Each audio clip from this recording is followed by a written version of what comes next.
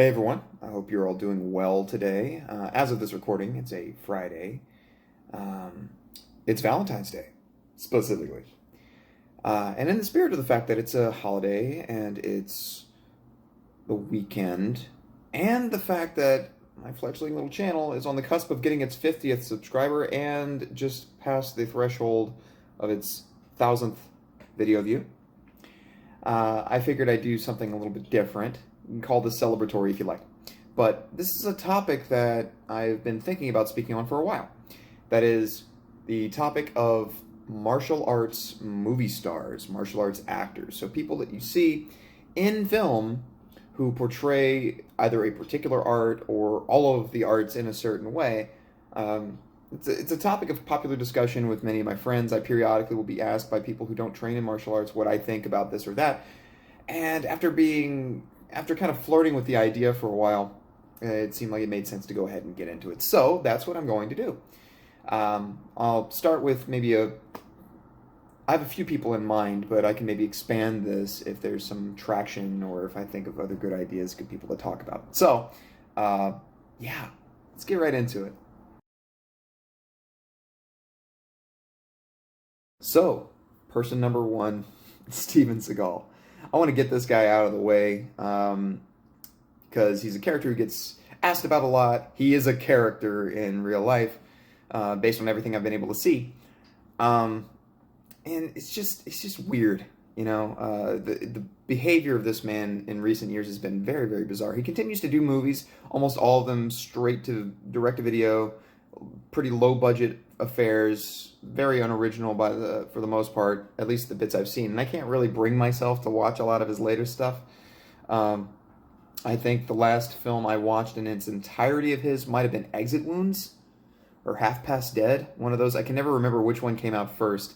That's how generic his cinema tends to be.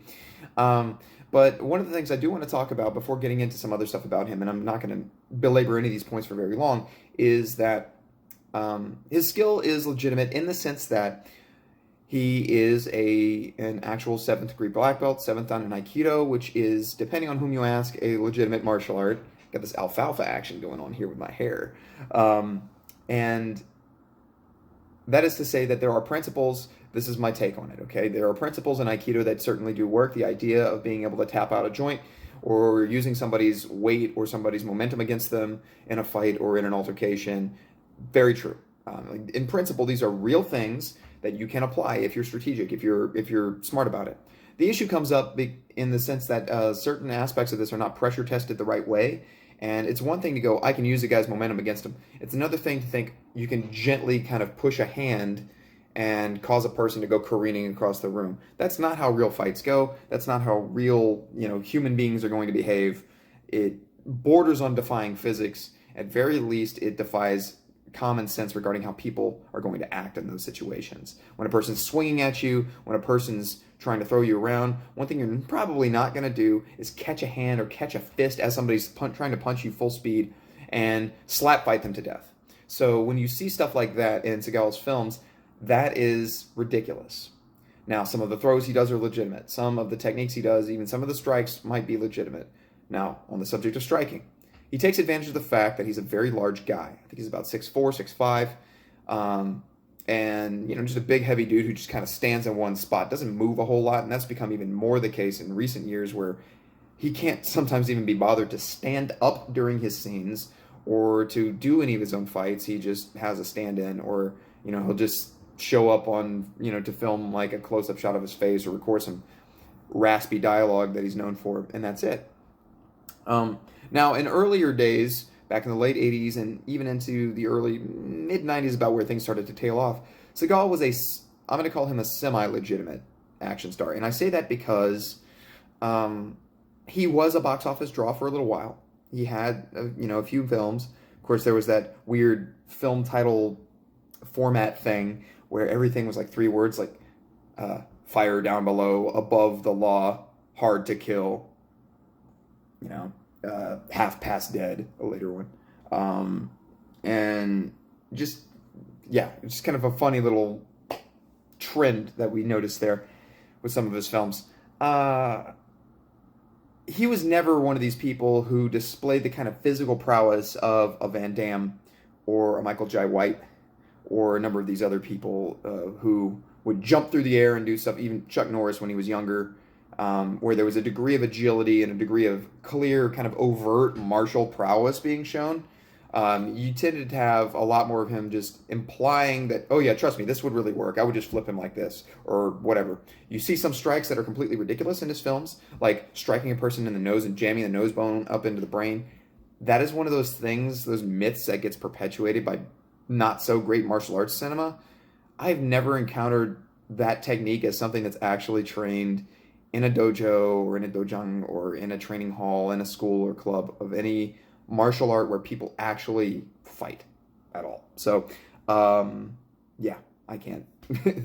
So some of that, he's spotty in terms of the techniques that he shows. And in later films, of course, there was like wire work that he started doing and really ridiculous stuff. I'm not going to comment on the weapons fighting, sword play and stuff, except to say this. The knife fighting kind of scene that I think it was in Under Siege where he and I believe Tommy Lee Jones go at it. You're not getting in a knife fight, in a hand-to-hand knife fight like that. It's not a thing, really. There are some arts that talk about it, but realistically, that's not really a thing that happens out there. If somebody pulls a knife on you, run. Certainly, nobody is that perfect with their technique, with their reaction time, with their coordination, right? So, with all that out of the way, I want to say this.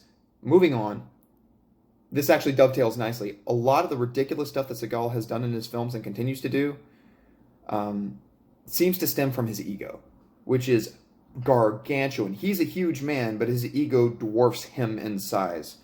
Based on everything I've been able to see, he has just a gross disrespect for almost anybody else he's working with. He loves to drop names. Oh yeah, my good friend so-and-so, and it might be a martial artist he ran into once at a tournament 30 years ago or something. Makes these really lofty claims about what he's done for martial arts and how special he is and whom he knows and all kinds of stuff.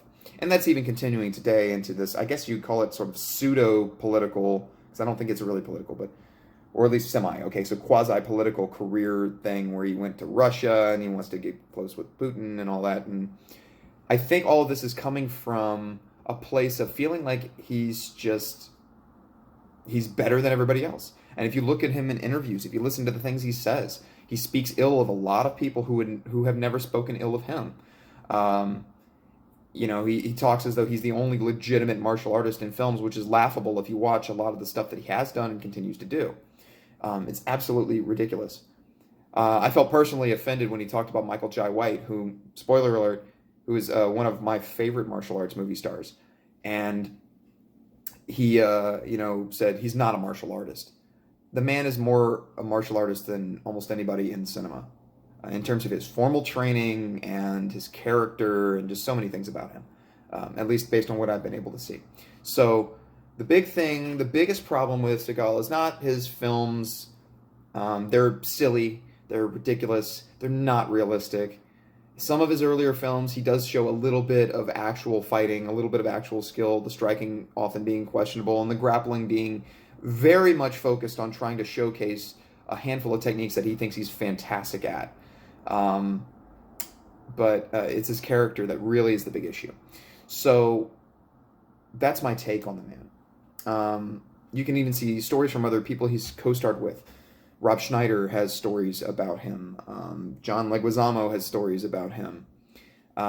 Just things that he's done. He often likes to pick on people smaller than he is, too, which is another thing that suggests to me that the man's just lacking in moral character. And then that's not to talk even about his behaviors towards women, where there are allegations, and I'm inclined to believe them, of sexual assault, of a variety of things. I haven't gotten the latest checkup on some of that stuff. I can look into some more of it. But he mistreats people. He has apparently this sense of entitlement. He feels like he's more important than everybody else in the room. And he's not really, not somebody worth emulating. And from both a skill and a character standpoint, there are many, many more martial artists who I think are much, much better to be fans of or to follow. If you follow him because of the sideshow, that's cool. It's entertaining sometimes to listen to him speak and to think that he's taking himself seriously. Anybody who says that he taught Anderson Silva how to do a front kick is not playing with a full deck. So that's my take on him. I've spoken longer than I probably should, more than is justified anyway. But that's my take on Steven Seagal. And I think that's all I'm going to say about the man, unless I'm specifically prompted to say more about it or to pick apart specific movie scenes or anything like that. So this is that's my first one. So there you go, Steven Seagal. So next up, we have another of the classics, Chuck Norris, one of these sort of godfathers of modern martial arts action movies. He's another of these sort of kings of B movies, and my opinions in some ways are going to overlap with my opinions of Steven Seagal, and in other ways they're going to be very different. And here's why. They both did cheesy films. They both have their laundry list of kind of silly things that they've done, but there's a big difference here in the sense that Norris was a karate champion. You can look up his record. It's easy enough to find. There are some disputes over, I think, a couple of the fights, but he's generally regarded as being very legitimate. A lot of people still alive today saw him compete, and that's worth noting. Unlike Seagal, who never tested himself, never competed, to my knowledge at least, nothing I've been able to pin down in any legitimate way has indicated that he ever fought in any real way. And that's not surprising, actually, because Aikido doesn't lend itself to those sorts of, full contact tournaments or anything like that. You almost never see Aikido people going into mixed martial arts. And of course, back in the day when these guys were in their prime, mixed martial arts, as we know it today, did not exist. And so that's worth keeping in mind. As a side note, really quickly, mixed martial arts is, or an Aikido person getting into mixed martial arts, as I said, it's very rare. There's one very noteworthy case of it happening. And it's actually a channel I have some respect for. It's a guy named Rokas who was an Aikido instructor and once ended up going into a sort of a casual MMA fight with a friend, I believe it was, or there was like an invitation, and he wanted to test his Aikido skills and found that they were sorely lacking when somebody was actually throwing punches at him and grabbing him and stuff. And that was an eye-opening experience for him. And props to him, he completely retooled how he was training and what he was doing, pretty much abandoned Aikido. I'm not saying that one would necessarily have to do that, but that's what he chose to do. And basically started doing kickboxing, boxing, jiu-jitsu, those sorts of things, integrating them into mixed martial arts. And he actually started doing MMA fighting. You can find him on Martial Arts Journey. It's a pretty large channel on YouTube, pretty easy to find, but I can include a link as well. It's worth checking out because you get an idea of somebody who really practiced a certain art and then they tested it and they had this sort of eye-opening experience and they managed to kind of transition as a result of that. It's very hard to do that when you've spent years and years doing one art, to abandon it or to set aside a lot of it, because you kind of have to put your ego aside. So props to him for what he did. At any rate, that's kind of a tangent, but I wanted to include that. Chuck Norris tested himself. Now, granted, it wasn't, for the most part, wasn't continuous sparring. It was contact point sparring. So if you don't know what that is, basically there's sort of a blitz of attacking, and the first person who's able to land a decisive blow, according to the ref or to the judges, they are awarded a point typically, and then they pause the match and they reset things. Michael Jai White, whom I referred to briefly in the previous segment, also did some point sparring, and you can find some footage, kind of fuzzy videotape footage of a very young Michael at a point sparring tournament, and doing pretty well. He was a scary guy even then. At any rate, Chuck Norris does have that record, and of course it was that his participation in these tournaments and establishing himself as a champion, as a world champion in karate specifically, that put him on the radar of Bruce Lee and ended up in his being recruited for that famous fight scene in the Coliseum where he fights Bruce Lee in Way of the Dragon. Now, there are some anecdotal cases, and this is where, okay, I'm going to go into the realm of, oh, Norris is a little bit like Seagal again. He, like Seagal, has, at least to some extent, a propensity towards exaggerating certain things or jazzing up stories a little bit. At least that's my take based on what I've heard a bunch of other people say versus what I've heard Norris say. And it takes time. You'll have to look into some of this yourself. Or maybe I can do a follow-up on this later with some more specific stuff, more specific information. But the basic idea is that, the basic point is that Norris sometimes will tell these tales about what he was able to do and the ways he trained with certain people that aren't outright lies, I don't think, but they sort of exaggerate how well he did or the position he had in a certain sort of social sphere, in a certain dynamic. So you will get that. Now, it's not as bad as Seagal, because Seagal is basically just an egotistical, narcissistic, just crazy guy, from what I've been able to see. And the facts back that up, I think, pretty well. I might talk about a story, an encounter with Gene LaBelle that Seagal had at another time, after saying that I didn't want to talk about him anymore. But Chuck Norris did a lot of B movies, but he did have some skill. Of course, he's getting into his late 70s now. So there is that. I give him credit for being able to poke some fun at himself. Now, his efforts outside of film, and even in film to some extent, I think, have focused to some extent on religious pursuits.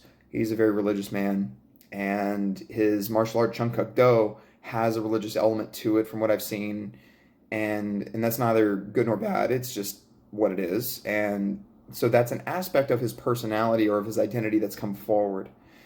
And I think in recent years it's been a bigger part of things. He talks about that more, and he does hang out in some rather odd circles in terms of the early morning talk show circuit, or these shows that he'll end up on. The kinds of people hosting him are not exactly top tier journalism people, and so there's an issue with that where it's this sort of low ball or softball question, chummy, pat each other on the back sort of thing, where he rarely talks about a whole lot of real stuff from what I've seen, because he's often got something to promote. Then, of course, there was the Total Gym for many, many years. I don't think he's promoting it anymore, but for a number of years he did, which is fine. But it's almost like Chuck became this name who was more about doing things outside of film or outside of cinema than within cinema. I don't doubt the skills he had, particularly when he was younger, and even into the Walker, Texas Ranger days. Granted, the Chuck Norris action genes spinning heel kick to the face kind of thing was a little overplayed.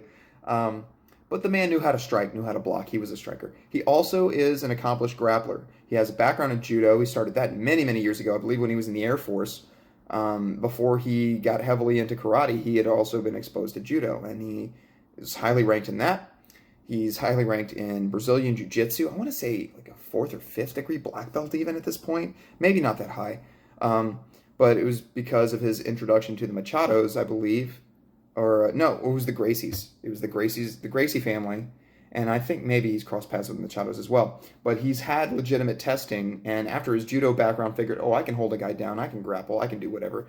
And then found out that the Brazilian Jiu-Jitsu that was available in the early to mid-90s, I think, that he was, early 90s, maybe even late 80s, that he was exposed to, was just on a different level from the grappling that he knew, at least on the ground. And you can find footage online of him doing demonstrations and all on that. So, he's obviously getting up in age now. He's not really doing a lot of demonstration of his skills now, nor would I expect him to. He's legit in the sense that, yes, he had some skill, and he was a legitimate world champion. It was not continuous sparring. It wasn't like boxing or kickboxing like we would think of now, or MMA for sure. It was point sparring, but it was still full contact. It was still a testing of his martial prowess, and he demonstrated that in many of his films. Later on, his career has taken a weird sort of trajectory in the sense that, he's involved in a lot of, I think at least what he would describe as philanthropic kind of efforts and a lot of other stuff that are outside of what he's doing in film or on TV. And then, one of my more recent memories of him is, poking fun at himself a little bit with the Chuck Norris jokes thing, Chuck Norris facts. Granted, he was a little bit stuffy about it, but he did, of course, work one of them in when he made his appearance in The Expendables. Was it 2 or 3? Whichever one that was. So there's some of that. Anyway, that's my take on Norris, unless somebody has a specific thing they want me to talk about, in which case I can address it here. And that's going to end it. I'm going to, end this video here because it's already getting long enough. But, yeah, so that's a couple for you. And maybe I can do some more of these.